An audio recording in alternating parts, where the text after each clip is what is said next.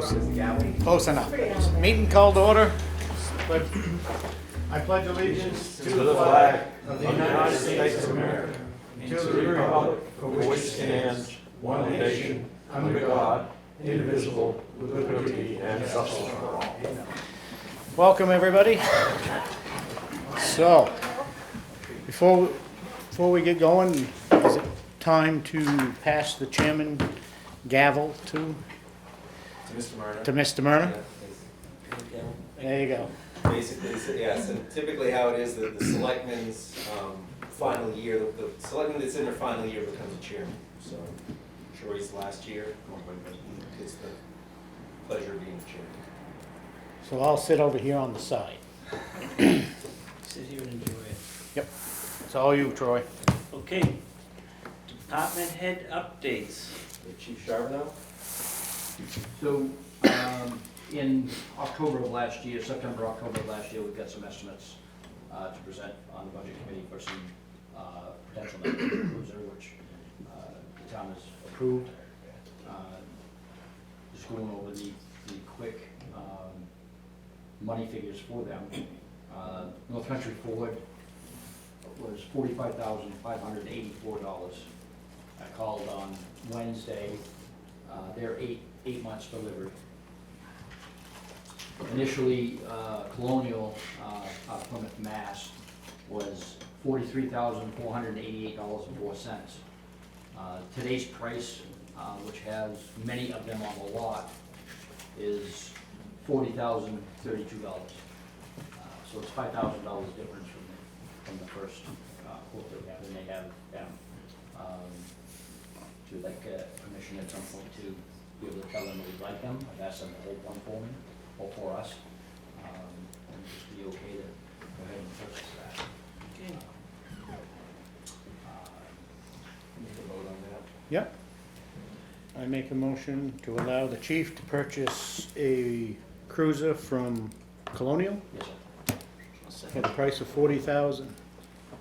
$40,032. All right, I'll second it. Anything else? You need to say all in favor? I know that. All in favor? Aye. Okay. So moved. Thank you. Thanks, Bert. It's teamwork. That was teamwork That right was there. seamless right there. Yeah, that was teamwork right there. Brief update, David Walker, still in the academy, he graduates the 28th next month. Doing very well. We'll get a mid-year report of them. He's 26th in the class. Testing is going well. I'm sure he's ready to come home and start work. Streets are getting busier as we speak. See what the summer brings. Other than that, that's all we have for an update. Thank you. Chief Flynn. For us, not much.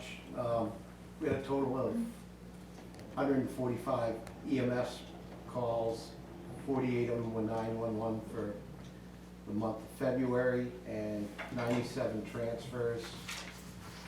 Ted did 40 MIH visits, and we had 10 fire calls. And we're in the process of working with the town mechanic on finding a place to get our we've got oil leaks on two of our pumpers, so we're gonna try to get those in somewhere to get those repaired. They're not serious leaks, we've known about them for a while, but finding somebody to do the work has been a little difficult. Okay. We were hoping Bert would, but you know, Yep. what the deal is with Bert, he's short-handed like Yep. everybody else, so. He's behind. Other than that, that's it. Eli. Finished up basketball travel seasons, on to baseball, softball. Numbers are a little bit lower this year so far. We've got the rest of this week to finish it up, but I'm hearing that the other towns are in the same boat. I don't know if it's just, they didn't have that many graduates, so I don't know if it was just, after the big COVID, everybody came out and wanted to try something, and then maybe they didn't like it, so. But a lot of late time signups always happen, so we'll see the rest of this week. Had father-daughter dance, had a father figure, brother-daughter figure. We had roughly, between the father figures and daughter figures, we had roughly 120 there. So it was a pretty packed gym. Seemed like it went well. Everybody seemed to have a good time. And you can see pictures on our Facebook if you haven't already. We started a dance class, and there's only one teacher, so numbers were limited, but that filled up, and so it seems like we may try that again, which is good. Looking for more adult things. I'll be putting out feelers for a adult beginners pickleball class possibly coming in the spring. Well, once weather allows it. I'll be putting feelers out for that, have somebody in line to teach that, and so we'll see where that takes us. Hopefully, once we get when the time comes to get the tennis court redone, we'll probably toss some pickleball lines, because that's a big up and coming thing everywhere. It's huge around the country. Yeah, so A lot of people my age that are old, everyone's looking doing it. into that. Yeah, so, and then one more class. Jackie Schonleiber, who moved away, was still looking into doing a class at night, but with her commuting, she's gonna bring a class in the afternoons. May not hit everybody who it used to hit, but maybe a different demographic will be able to make it to those. So that will be coming up, I believe, next year. She's still gonna do the night ones the rest of the year. But, that's about it, other than getting ready for pool and summer stuff. I'd like to ask a couple of questions. Over the last couple of years, there's been a lot of discussion about playground and taking down the stadium and all that stuff. I have to confess, I haven't looked to see if it's still there, but how are the plans coming? Got a lot of money dedicated to construction, and what's happening with that? It's going very well. Actually, we were able to, Ben and ourselves, since we jumped into it without being the starters of it all, I've been able to choreograph. We were with the playground company. Ben just was able to sign over the sheet so that we can get the stuff ordered. So we're looking, the grandstand's still up. We're looking to take that down. Has there been a bid for it, or? We're gonna do it. Yeah, we're gonna. Town's gonna do it. Okay. As part of our payment kind of deal, we're taking care of that through the town. But we're getting that stuff ordered, and hopefully we're gonna see it very soon. So Yes. that's, the town employees are gonna do it, or we have so that's in our budget, or? Yeah. Okay. So basically, one of the holdups, there were a couple holdups. One is, as Eli said, both of us were kind of, we didn't start the process, we kind of got it. Inherited it. Exactly, we got it inherited to us, and part of that inheritance was one of the funding sources, which was CDFA tax credits, which aren't awful easy to get. Basically, you have to engage businesses who would benefit from them and get them to buy them. We were able to sell, we were waiting until we finally sold all of them. We did finally sell them at the end of December, basically at the end of the deadline. And we will be starting, when we start the project, we're gonna put names of all the individuals that bought those, businesses that bought those there. So we had to wait for that, then we could order the playground. We are setting up, I did reach out to GEM Environmental, because even though I don't think there's any issue with hazardous material, I wanna make sure there's no asbestos or lead, because we're gonna need that paperwork in order for us to dispose of it at a landfill. A lot of rubber down there. Right, and what we would end up doing is pretty much renting an excavator, getting containers. Tim Brown can demo it and put in the containers, and we'll pay to haul it away. All of that is part of the budget, and as Eli said, kind of our manpower would be part of the match that we have to provide. So it's not a cash match, it's a. So the sale of the tax credits, where did that show up in the financials? Is that a big number, or I can't remember how much it is. I wanna say, would that be like an income from departments or something? well, it's not part of because we haven't, so what it is, we haven't spent that money yet, so it hasn't been reimbursed to us. It's available to us through CDFA.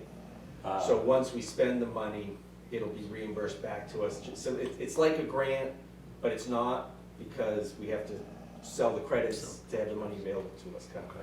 So what happens is there'll be a special grants line, and I'm not sure whether we'll set it up, because there's 2 grants that'll pay for this. One is Land Water Conservation Fund, the other one is tax credits. So whether we set up 2 funding, 2. So that'll show up Revenue. next year in the. Right, or it might show up through the middle of the year as we Really generate the is, we have to expenses, accept yeah. it. And so the town's currently, what, about 45% of, the Kernel Town endowment pays what, 40% of Kernel Town expenses, and the town picks up the rest of it, is that right? Not necessarily, I don't know the percentage, Rob, but I know that. Ballpark, the you know. Yeah, what Kernel Town is revenue income, because, you know, when you sign up for the pool or any programs, there's payment for Right. that, so there's revenue, so we basically just fill the difference, and I'd have to look and see what the difference between their expenses and their projected revenue is to get a full idea, but I know we don't pay 55% of it, because their income pays for some as well. Their projected income is close to $200,000 this year, I think we put in for. So I think the budget for Kernel Town is more like 500,000, that's where I'm getting the Right. 40% Right, from. and then they have other revenue sources, and I don't have those off the top of my head, but, Right. Okay, thanks, I wanted to can you give me a second? to pick kinda- Eli's brains while he was here to be picked. I gotta write some of this down, so I don't forget.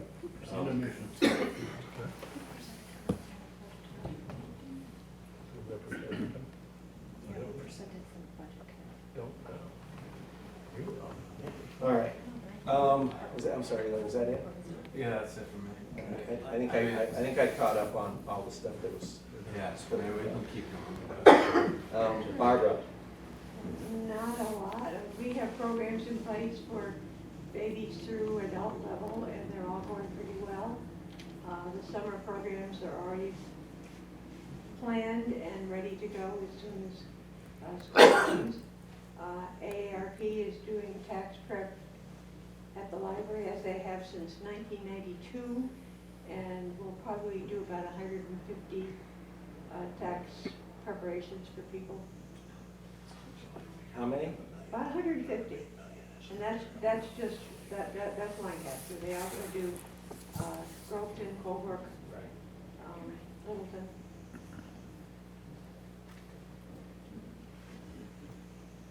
All right. Thank you. And we have Rusty here, the department head. Obviously, this isn't his typical night, but he wanted to bring to your attention a proposed increase in town bags, and he has some background on it. This is the page you throw bags. So I gave you both a handout. Yes. Yep. The first section is just a little history, which I just found interesting going through. 1992, the town started formally recycling materials down at the transfer station. So that'll be 30 years ago this July that we started recycling. Our pay-as-you-throw program originally was outlined in 1998, and on May 19th, 1999, 23 years ago this May, we began to use town bags. We have never increased the price of town bags since that program was put in effect. So obviously there's a deficit there, and the deficit that we have basically falls to the taxpayers to take care of it. So in reviewing everything that I saw, going back and looking at prior estimates, especially from the original proposal, the original proposal was hoping that we would see a 5% increase in those bags each year to keep pace with things like tipping fees. And Shane will shake his head because it's getting expensive. Tipping fees, trucking, disposal. We, of course, just got a notice not long ago from Mount Carberry that was going up again. That's landfill in Berlin that we deal with. So when this program was put into place, we were basically being charged $50 per ton. We're now being charged $77 per ton. Transportation fees were $135 per trip. Now they're $285 per trip. So all those costs have gone up dramatically from where they were before, and we're still trying to maintain this $1.50 a bag price structure. So I'm in front of you today saying I don't think we can just go light speed from where we are today to where we need to be, but I would like over time here to take a couple increases and get the bags up to where they need to be, so the taxpayers aren't shouldering that excess that the program's generating due to us not keeping pace with prices. So, my proposal was basically 50 cents a bag on town bags, and on non-town bags, it went up $1 a bag on each non-town bag was disposed of, so 13 gallon, 33 gallon. That basically puts us at 2005's pricing. So we're still behind the 8 ball with it, but I think with a few more increases, we can probably get to where we need to be. And I think tiering those price increases is just smarter than doing it all at once. So, Yep. Doris, you also said that, you told me that the pay-as-you-throw program specifically stated that the transfer station wouldn't accept any non-town original, bags, yeah, so- any non-pay-as-you-throw bags. So I can't find where that really kind of changed. Yeah. But the way that program was originally structured, it was an incentive for people to buy bags and recycle. Right. Start the recycling activities prior to that, of course, like I said. So the original program was designed so that everything that went in there was pay-as-you-throw bag, and we could control the cost of that according to kind of looking back historically and saying this is what we're tipping in, and all the fees that made up the pay-as-you-throw bag, so you could wind up at zero. And we just never did that. So looking back, and this is not the only issue we have, construction debris from contractors is far worse than this is, and I'm going to convince you again. So, but I'm trying to get these two issues under control. Both of them are similar in size. The pay-as-you-throw deficit's about 45,000 a year, and the contractor stuff is probably a little over 50. So by the time you're done, there's $100,000 there that basically the taxpayers are paying for, Yep. that are subsidizing a program and contractors. And I think we can address that. So, Has the volume, bag sale volume, we don't know how many are thrown, but we know how many are sold. Has that changed? Are we No, selling more than not- we used to? or- Not really, and the idea of pay-as-you-throw was to stimulate more people to recycle. Oh, sure, I'm not questioning that, Yeah. I'm just saying. So if I buy the bags at Shaw's, has Shaw's bought the bags from you already? Yes. Yes, so. They buy them and have them in inventory, so you have a Yes. wholesale price and a retail price? for No. them? I wish we made money on garbage, we do not. So basically, the retail outlets that buy them, I think, see a $5 off per box. And that's basically just to cover their cost to handle Sure. it, put it on the shelf. It's a convenience for us. Yeah, so they're actually doing us a favor as finding the program and supplying bags. So there are 4 locations in town plus ourselves. When the program started in '98, I think there were 10 locations. But businesses have come and gone over, the years. So that's changed. But a lot of people now buy them. And I've just been kind of doing my own ad lib surveys with people when they come in and they have non-town bags, and they say, can I ask why? And they just kind of shrug their shoulders and they say, I don't know, this is just the way I do it. Right. So, but the original program, as Ben alluded to, did not include non-town bags. So Article 3 of the original proposal was, this was just gonna be a pay-as-you-throw town bag. And so Program. that basically there's a $2 charge for a non-town bag and $1.50, so there's an incentive One of the to, problems is the non-town bags are priced very close to town bags, so there's not really the incentive, there for people to switch and then recycle. I just remember it being $2 if it wasn't a town bag, and I paid $1.50 for it downtown. Right, yeah, and again, that goes back to '98, so it's been a long time. Yeah. It's well overdue. Yep. What percentage are non-town bags, would you say, for people coming in? It's hard to guess, so curbside has to be a town bag, but anybody outside of curbside or people that bring their own To in, bring it in? Yeah. we're pretty busy. So if I had to guess, it's probably 60-40 in favor of town bags, and that's just kind of off the top of my head. It's not the percentage I'd like to see, and I'd like to get there, but my goal right now is 2 different deficits that we run. One is the pay-as-you-throw, and one is contractors that, we briefly talked about that the other night. So both of those need to be rectified. So if you increase or if it's approved to increase the price of the pay-as-you-go, Yeah. will there be an increase for non-town Yes. bags even higher. Yes, So that there's an incentive to Exactly. do the. Right, so the structure I have for non-town bags, and we broke it up a little different because non-town bags really weren't kind of sized the same way Standardized. for whatever reason. A 13-gallon bag, which is like a tall kitchen bag, historically has been $1, we're gonna raise it to $2. Yeah. 20-gallon bags, which were 2, will be 3, 33-gallon bags will be 3, that were 3 will be 4, and now we compete against the town bag, which is half price, which is 2. So there's a direct comparison of what we're trying to get to. Contractor bags would be $7, that's a really big, contractor. Thought about putting a little sign up there, It's bags for funny sale that here, I- because so when I forget, I buy them Yeah, in the recycling, but they have to go back and dig them out and. about a month ago, Ben, probably, we started putting the sandwich board out with, just telling people what prices were, and it was funny that people immediately panicked and started buying town bags, because they assumed the price had gone up. And I said, no, that's the same price it's been since 1998. So they just, I think, had no idea. They just would buy them. So this definitely is not a home run, doesn't get us where we need to be. If you looked at the price sheet on the second page, and Troy, 2022 price today, if you just had a 5% increase each year, would wind you up at $460. Yeah. Coincidentally, Lisbon is at $350, Littleton is at $3, Rumor to go to $4. I think they all know that there's increases. I Oh, mean, yeah. Carver's increase is pretty big. Yeah. Yeah, so we need to catch up and then we need to keep pace. Yep. That's my Do we point. know why it never, does anybody know why it never was followed? I don't. Okay. know. It's like a foul shot that didn't even hit the rim. Yeah. I just hear. It was like, About it, so- it was over there and nobody paid Yeah, attention. just quiet. Yeah. Some of those towns that you mentioned, the other ones, they don't have access to success. Their prices are gonna be a little higher anyways. Well, it is a benefit that we still have use of Mount Carver. That's Yes, right, right. that's what I'm It's saying. huge. We do have We an don't- advantage. So we do have a reduced price right now. Right. We don't know what's gonna go on with Casella, we don't know what's gonna go on with Bethlehem, is that gonna close?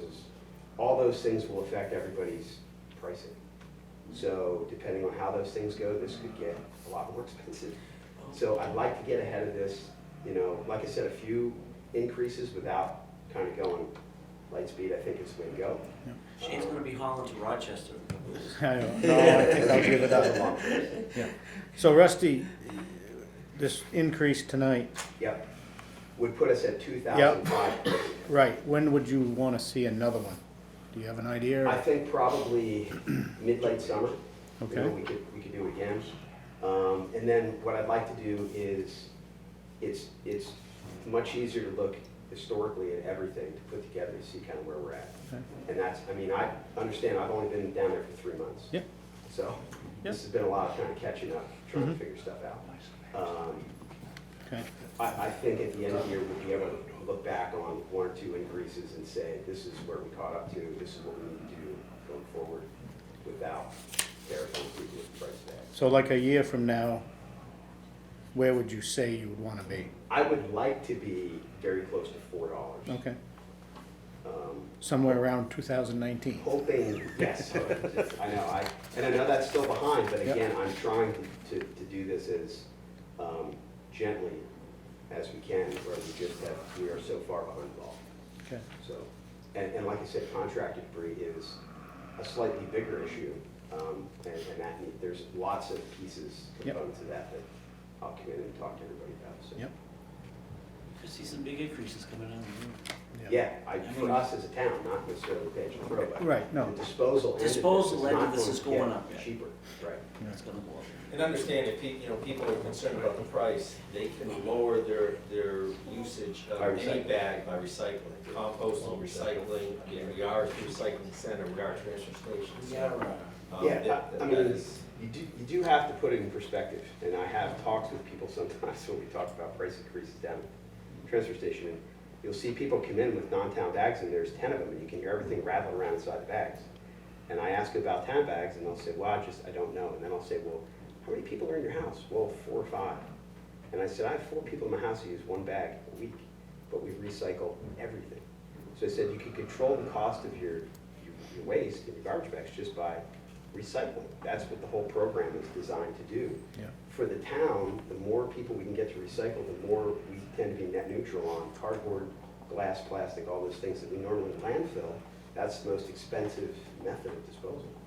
So if we can get the town bag up, get rid of the non-town bags, get people to recycle, it works out a lot better. So the bill I just co-sponsored, it passed unanimously in the House, was part of the study committee, two former person sat on the state board for us for the, Mr. Pat, Brian, so we, Yeah.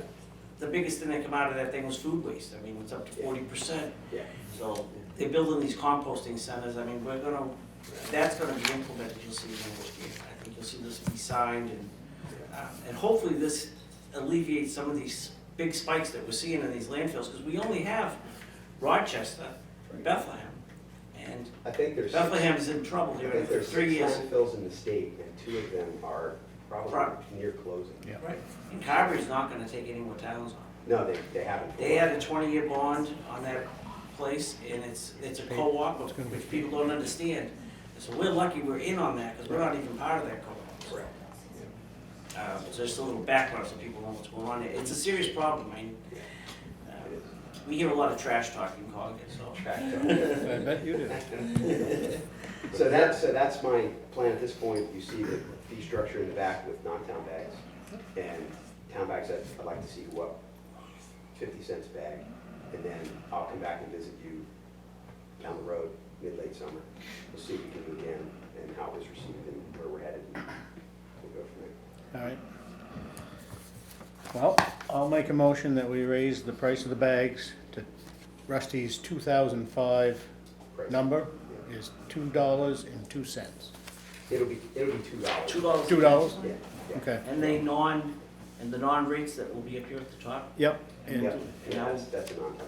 And eventually, I want to phase those out. Okay. yep, But I don't think we can do this all in one fell swoop. It's got to be tiered. Yep. People need to understand it. sure. Okay, I'll second it. all right, Any other discussion? No. All in favor? aye. Aye. Well, stop trashing that. Done with trash talk for the night. And remember, you're just approving something that should have happened automatically. Oh, exactly, that's where I was going with it. Does anybody know why this didn't happen? I think by all rights, you could have just put the price to where Right, it it should should have be, been. 5% every year, and that's what it would be. But I agree with Rusty that we take the approach You of, have to catch up. yes, And, Yep. and we need to kind of do that in a Yep. responsible manner. So, Thank you, Russ. thank you. Yeah, I appreciate it. I mean, Rusty's doing a great job just evaluating, getting a fresh set of eyes on it, understanding, costs and other ways to make revenue and not being afraid to make these hard decisions that might upset people, but it's within the best interest of the whole town. Yep. I really appreciate that. So they've, him and Rob, both him and Rob are doing a great job down there. When will that be effective? Ah, Like, That's a good question. So my thought is, and you can do this however you want, but I would say we phase it in as quickly as possible. I'm going to Shaw's tonight. Yeah, exactly. That's the key. How about April Fool's Day? When we first Everybody discussed tuned this- in tonight. When we first discussed this, I talked to the fellow who supplies our printed town bags. And I said, I need large, and I'm gonna propose an increase in it. The immediate words out of his mouth were, whoa, whoa, whoa. And I said, Bad future. what, he said, don't, he said, slow down. He said, wait till you get your bags. He said, because you'll have a run on this. Oh, He probably. said, every town that's done what you're doing, because a lot of towns are behind, they're trying to catch up, have an immediate run on bags. And his thought was, once you have the bags and propose this, don't wait. Don't wait like 2 weeks or a month to implement this. He said, do it right away, because if you don't, people are gonna rush in and try to buy bags. Yep, And then you're gonna wind up with 2 months of, people stored up with bags and then selling them. So you kind of defeat the purpose. So it's So- up to you how you want to do it. so when can you get your bags? We have the bags. You do? I waited to talk to you until I had them. Okay, you're ahead of the game, all right. So I've already put that part behind me. All right. Actually going tonight. See, I'm glad I asked. So, and that is an example of my fear is, well, just, and that's the normal reaction. Bags are gonna go up, I gotta go back. So, I would rather see us leave here and be ready to do that. Shaw's and everybody else Thursday will go around and deliver bags to them. We can tell them at that point that there's a price increase and they can handle that, how they would handle that. What we're selling, I think we should bump the price and get that out there, so that you don't have people buying them in cases and hanging on. Right. Okay, So we'll buy Monday. so, Yeah. Yeah. Monday, Monday, a 28th, week from today, 28th, okay. 27th? Sorry. Today's, So Rob, you don't have to do it right away, that gives you. We don't have to leave the meeting. That's right, you don't have to run out of here to do it, yeah. you can leave if you want. You wish. So we'll be selling them on the street corner for $1.50. There you go. Make it a little longer. Yep. Thank you. Thank you, Rusty, nice job. Rebecca, Nice job, all you. with us. Any other I like questions your from the audience? No, I'm good. Good. Thank you, guys. You guys can go if you want. Bye, Barbara. Thank you. We have reviewed the minutes of the March 2nd meeting. I think so. Yeah, it was, there's no out there. All right, I'll make a motion to accept the minutes from March 6th. Second motion? All in favor? Aye.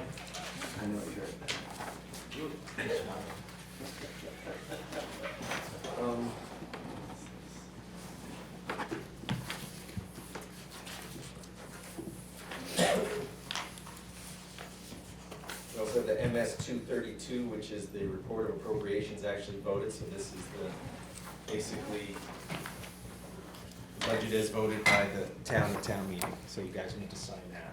Okay.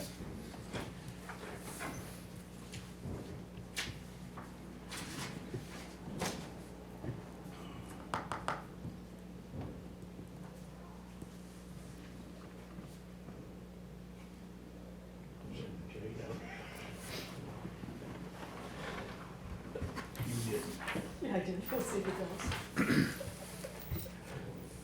Rowdy in the back. Yeah, getting crazy. Oh, I'm not Ken anymore. He's got a, Exactly. yeah, Straight up. yeah, hey, how's it going back? You want to join us? We got a chair back. Got an extra?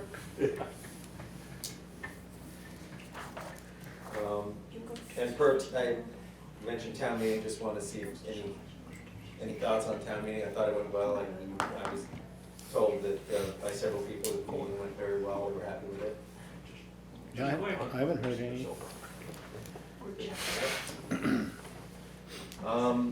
Next item is an acceptance of a donation from Littleton Hospital. It is it's an HPUE for Lancaster Fire. Basically, it's a Wi-Fi, it's like it's a Wi-Fi hotspot, that's what I'm looking for. Randy? It's for the ambulance. So currently, right now, we have, and Randy can correct me if I'm wrong, our computers, our laptops that are in the ambulances are Verizon hotspot enabled, but it only houses it only helps or provides service to that unit. This is a unit that the Littleton Hospital is donating to the town. It's a cost of roughly $3,161. What it would do is, it would be in the ambulance, it would provide a hotspot for all of the electronic devices that we use that need Wi-Fi access. One would be our laptops, our defibrillators, our narcotic safes. That way we can communicate with the hospitals more efficiently. And they're giving this to us. We're going to see how it works, and then we will probably, at least in that ambulance, we'll stop using the Verizon hotspot, and then just use the money that we're using to pay for that hotspot, and we can pay for the monthly charge for this unit, this HPUE What's the unit. charge on it per month? It's about this, currently the hotspots are about $35 a month, and it's a similar, 34 something. yeah, it's a Same? similar Okay. amount, yeah. But again, like I said, it Can will run serve everything. all of the units in the ambulance. So basically, that ambulance would be Wi-Fi enabled. And again, we're traveling all over the state and all over the New England states for transfers and Yep. other stuff. It'll allow us to transmit information to these hospitals when we do, like I said, work more efficiently. So we weren't sure how that process goes, but we figure it should run similar to if you were to receive unanticipated funds. It's under the value's under 10,000, so it doesn't need to be a public hearing. So it's just a matter of being on an agenda and you guys accepting it. And then we'll start using it and Yep. see where we go. So we need a motion, right? You need a motion. I make a motion to receive this from Littleton Hospital HPUE. HPUE for a value of 3,000, oh shoot, I'm not writing anything down. 3,160. I wrote it Three down. hun- I live this, I'm not watching. $3,160. Yeah, I had it written down. Okay, Yes, I'll second that. It's true. no more discussion. I'm all set. Aye. All in favor? Aye, Aye. So you made the motion, Shane? I did.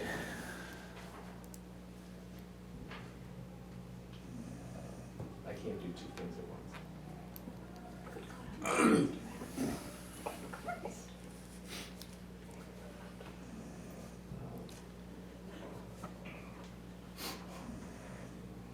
And of course, Zach is gonna edit in something, so it's not the awkward silence. All right, next item on the agenda is airport commissioner. So it's mentioned at town meeting, we don't have an airport commissioner, we haven't had one for several years. After town meeting, I thought Rob did a great job, sounded like he was very interested in the airport. He rattled off some statistics that, I don't know how you would get that other than, you know, being that interested and you know, researching it out. So I asked him if he was interested in being the town's commissioner on the airport, and he said he certainly would. He's definitely interested, and immediately shot me an email with a link to a state association for airports, which I don't think we belong to, but I'm gonna look at it, and it might be an asset to us. So again, you know, he's certainly got the interest. So I don't know if, Rob, you wanna say a few things? And Well, I'd like to hopefully they'll start consider- by saying that I would look to the select board in town for guidance, what you wanted me to represent to the airport. I'm not gonna go off like a wild cannon or anything like that. I did do kind of a white paper study 3 years ago when I was interested, and I found out that in addition to what happens there, whatever happens there, over the course of 3 to 5 years, about $1 million, $1.5 million was let in contracts to extend airports, construction. So there's a lot of money that comes to the area from the airport that can benefit local contractors if they're able to bid on it. So, it's, you know, on the order of $200,000 or $300,000 a year if you spread it out. And there's about 33 planes there, or 34, but only a third of them are Lancaster-based planes. So the controversy is we provide service to a lot more than the 5 towns that are members. But as I said at the meeting, I think the main thing is, if we ever had to build a new one, we could never do it. And so that's where I'm coming from, and I'd be pleased and honored to represent the town in the meetings. Okay. Well, with that said, Rob, I'll make a motion that we appoint Rob Christie as the, what is it, airport Airport commission. commission? Commissioner. It's on the commission. Yep. All right, I'll second the motion. Yeah, how many years? There's not a set term, it's basic. It's not a lifetime appointment. Perpetuity. Yeah, I don't, as far as I can remember, there's no term at all. Okay.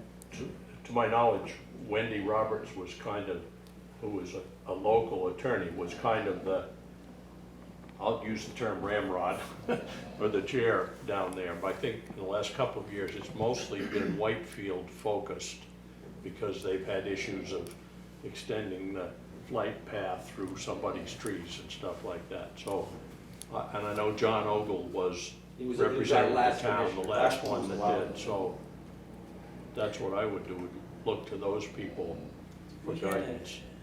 There was a major push there a few years ago. How many years ago was that for the fuel and, Probably 5 years ago. we sat, Ben and I sat on, we actually sat on the meetings for the grants and what they were trying to propose there, but there was some tremendous turnover there Right. in the airport, that Littleton wouldn't even fund it at their town meetings. Right. So it's gone through some times. I don't know where they're at now, because I've stepped away from it since that, Well, yeah, kind of a debacle that year. it's kind of hard to tell, because they would post meetings, and back when I was interested in it 2 or 3 years ago, I would go down for the meeting and there was no meeting. I don't know how it goes. Neither of you were coming. Huh? They heard you were coming. That's right, relocate. We actually had a Anyway, big meeting with the bank here like 5 years ago to look into this project. It would have been a big draw to the area, but it all Right. didn't work. And then I was talking with Leon not too long ago, of course, 2 or 3 years ago, was it the National Guard that had That wanted to- proposed to base some facilities and aircraft there, and that was They're looking not at- popular with those who don't like the noise, but, you know, they're that's a looking at sort, Berlin right now. yeah. And if they were here, you know, that would be revenue for the airport, so, Thanks, thank you for stepping in. thank you. Okay. It was approved, voted. Aye. All right. Yeah, we said I'll, that. Rob, I'll pass along, I'll get your, I'll call your them. oath and stuff. I'll pass on, your information to, I can't remember who the guy, I'll have to look through my emails and tell them that you're our new commissioner, and they'll connect with you. Thank you, All right, thank you, Rob, appreciate it. thank you. Look forward to it. Can I get a special license plate? You already have one. I'm sorry you know that. All right, the next two items are sad items. They're letters of resignation. One is for Ted Jobert, our assistant chief. Ted is gonna be leaving Lancaster Fire, as of June. His letter states he'll work through, June 9th would be technically his last full-time day, and then he'd appreciate it and be willing to stick around for, per diem or hourly shift work until school is out, because his wife is a guidance counselor, and her plan is to move to Florida, be closer to family. And we appreciate Ted sticking around as long, because he's developed a lot of things. He's helped us grow the department with Chief Flynn to the exceptional level that it's at. Starting the MIH program, we're gonna start transitioning new people into that program. We have a meeting Friday to talk about that, so Ted's gonna be involved with that for the next few months before we leave, so. We're sad to see him go. Yeah. Personally and professionally, for me, he's been a really good It was a friend. tremendous asset to the Yeah.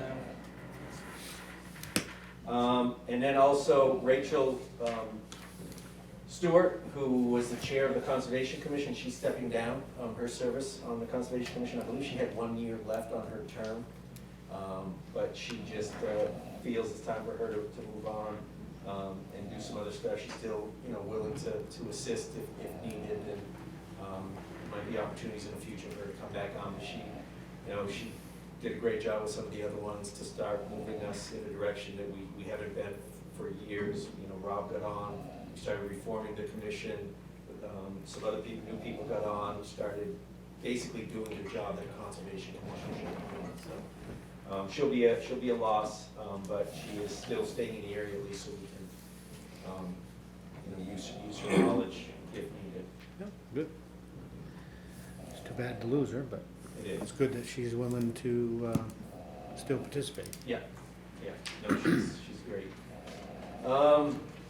Next item is, in your packet was the NHDOT bridge funding opportunity. So we have basically one red listed bridge other than our cover bridges, and our cover bridges are only red listed because they have to be posted for weight. Yep. Because they're built of wood, even though some vehicles don't realize that.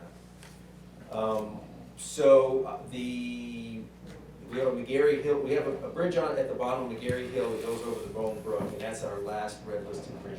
It's actually pretty much a double culvert.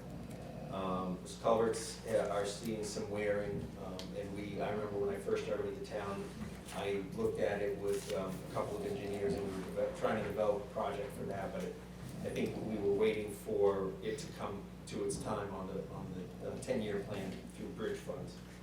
So this letter is for DOT. The DOT sending it to us saying that the bridge, it's scheduled for funding, construction funding in the years 27 through 32. It said, based on very preliminary data, DOT estimates the cost to rehab or replace the above noted bridge is approximately just shy of $1.2 million. Municipality's 20% share is estimated to be approximately $240,000. The actual project costs and local share will depend on the design of the bridge, inflation, and other project-related factors not possible to know at this time. So this letter is just are you interested in putting this on that schedule for future rebuild? With the knowledge that we might be able to do it for cheaper. Yeah. I do know that part of that inspection I did do, I met with a concrete fabricator, Michicorp, Yep. and they fabricate box culverts, Box culverts. concrete box Yep. culverts. And they said they have a program, and this was years ago, so I don't know how it is now.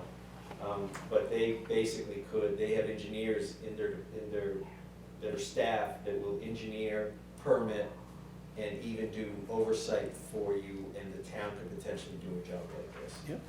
So we might be able to get away with it cheaper as long as DOT would fund it that way, which hopefully they would, because it saves them money. Sure. We get the job done right. Right. But again, we don't know whether we'll go that route or not, but this is just putting us in the pipeline.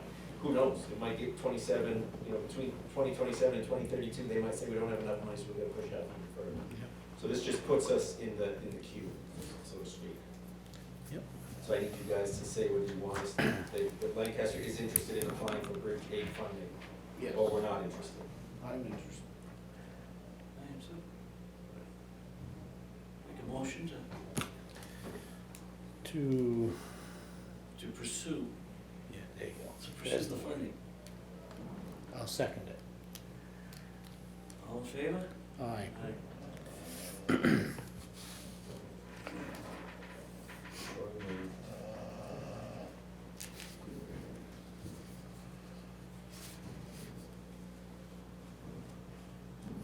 All right, next. That's it. So next is just information. So in your packets for information, we did receive an appeal from Eversource appealing their 2022 tax year assessment. I have sent that to San Souci's office, who is our utility assessor, to review it and let us know what it is. We got this a couple weeks ago, just before your last selectmen's meeting. It was too late to put it on the agenda, so I did send it to San Souci and held off giving it to you until today, when it should be So noticed. the bill we passed 4 years ago was supposed to end this. We're still getting these. I guess Considering a bill I worked on for a year and a half, I That's the said, nature no, it's gonna take it all away. That's the nature of legislature, Yeah. where it doesn't necessarily solve all the problems. Yeah. Well, they told us it would. Well, basically what they're doing now is, I think what it is, what I can gather from this is now they're appealing, questioning whether we assess whether their assessment does take into account that bill. Are we assessing the right things or are we not? HB 700, we're supposed to flatten those fees so there would be no appeals. So, I don't know. It's, it is what it is. I'm gonna keep my comments to myself because the camera's on. So there's that, and there's a couple land use permits. 15 hours of testimony, 1 month of that. Well, we have a Richard Gould trustee of the Richard Gould Revocable Trust at 309 Main Street. And it is to construct a stick-built 25 by 28 foot by 21.7 high, 1 3/4 story garage on concrete slab within all the setbacks at, I said 309 Main Street. It's in a commercial district. Next one is Matt and Kathy Tremer, 96 Bunker Hill. The replacement of existing interior ceiling and walls, converting plaster to drywall, demo steps to second floor, replacing time, no change to footprint. 96 Bunker Hill, and that's it. And I gotta write that down.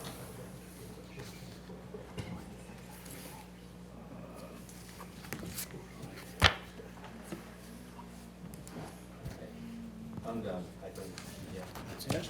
Yeah. Anything else? I have nothing. Anything else? Anything else from the public?